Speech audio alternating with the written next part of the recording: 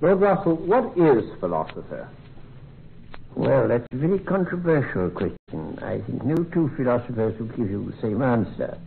My own view would be that philosophy consists of speculations about matters where exact knowledge is not yet possible. But that will only be my answer, not anybody else's. What's the difference between philosophy and science? Well, roughly you'd say science is what we know and philosophy is what we don't know. That's a simple definition. And for that reason, Christians are perpetually passing over from philosophy into science as knowledge advances. When something is established and discovered, it ceases to be philosophy and becomes science. Yes. And all sorts of questions that used to be labeled philosophy are no longer so labeled. Well, what good is philosophy? I think philosophy has two uses, really.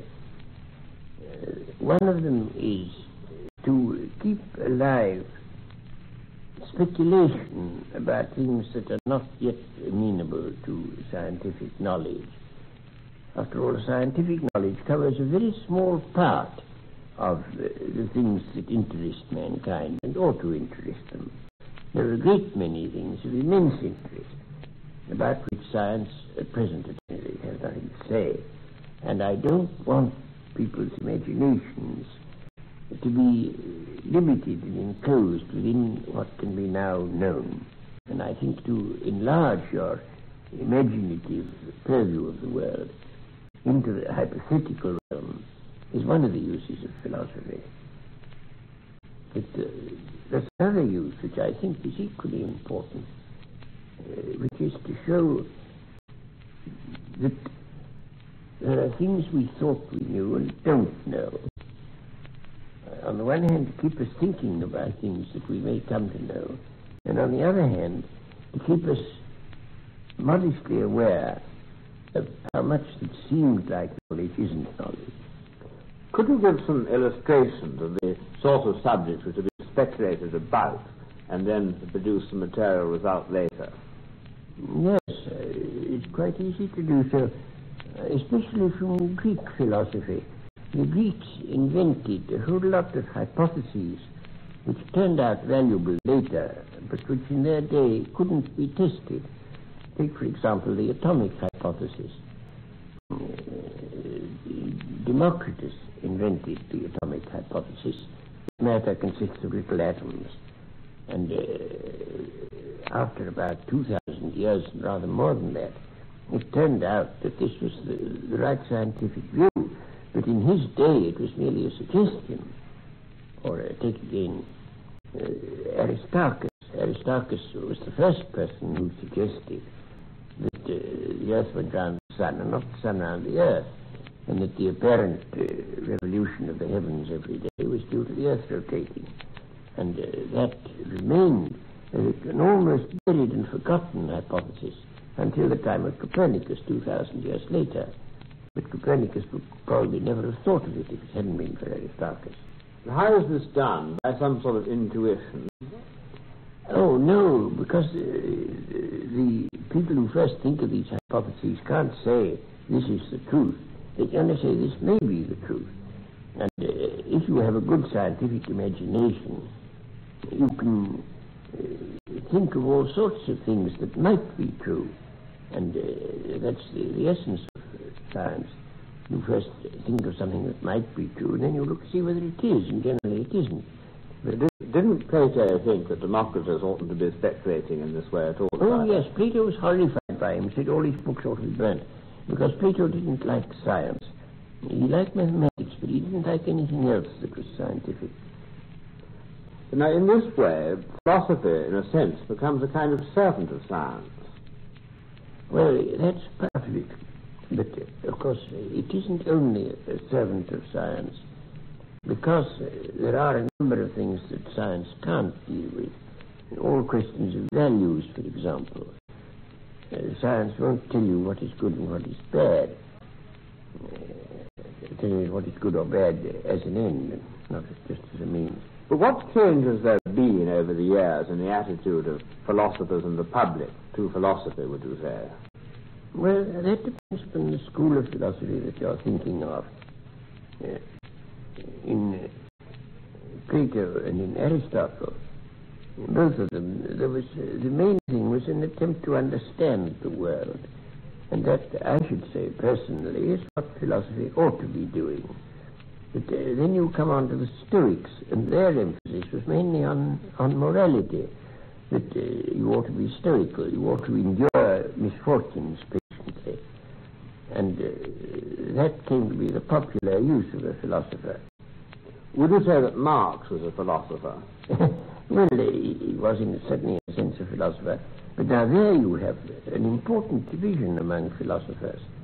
There are some philosophers who exist to uphold the status quo, and others who exist to upset it. And Marx, of course, belongs to the second lot.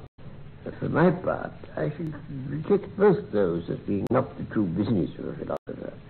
And I should say the business of a philosopher is not to change the world, but to understand it, which is the exact opposite of what Marx said. What kind of a philosopher would you say that you are? Well, the only label I've ever given myself is logical atomist, but I'm not very keen on the label. I've rather avoided labels. It means, in my mind, that the way to get at the nature of any subject matter you're looking at is analysis, and that you can analyze until you get to things that can't be analyzed any further. And those would be logical atoms. I call them logical atoms because they're not little bits of matter. They're the, so to speak, ideas out of which a thing is built up. What is the main trend of philosophy today? In what I was saying a moment ago, it would appear that philosophy is merely incomplete science.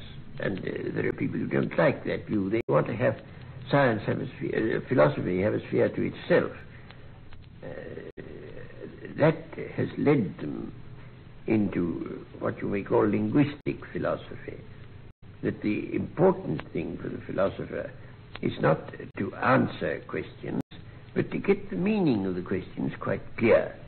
I can't myself agree to that view, but I could give an illustration.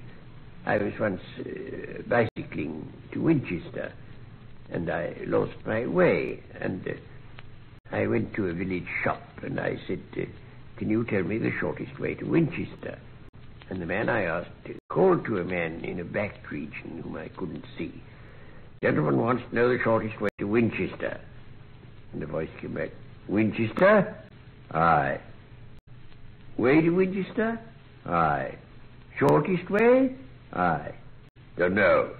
And so I had to go on without getting an answer. Well, that is what Oxford philosophy thinks one should do. The continental approach is, it's more full-blooded. I don't agree with it anymore.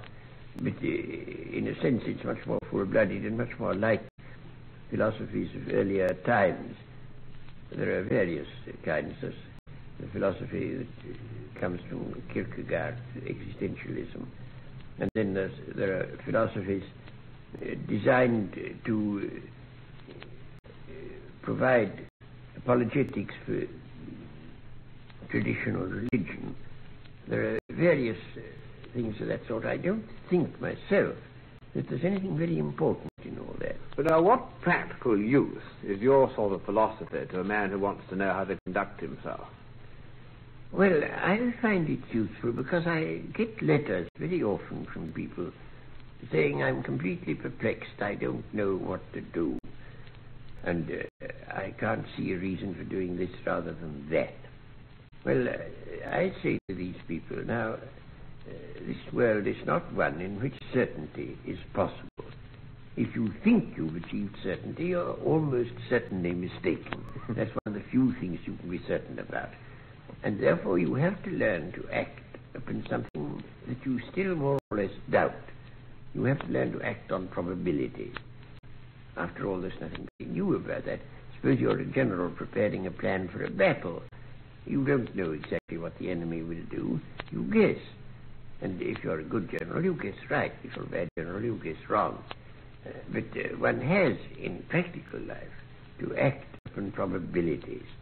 And what I should look to philosophy to do is to encourage people to act with vigor, without complete certainty.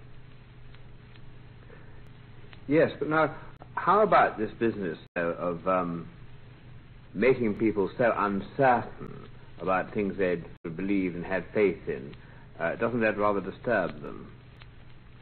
Well, it does for a time, of course. And I think a certain amount of disturbance is an essential part of mental training. But if they have any knowledge of science, they get a ballast which enables them to avoid being completely upset by the doubts that they ought to feel. So what sort of future would you think that philosophy has got? I mean, is it going to run out? Yes, I don't think philosophy can in the future have anything like the importance that it had either to the Greeks or in the Middle Ages. I think the rise of science inevitably diminishes the importance of philosophy. But how would you then summarize the value of philosophy in the present world and in the future? Well, I think it's very important in the present world. First, because, as I say, it keeps you realizing that there are very big and very important questions that science, at any rate at present, can't deal with, and that a scientific attitude by itself is not adequate.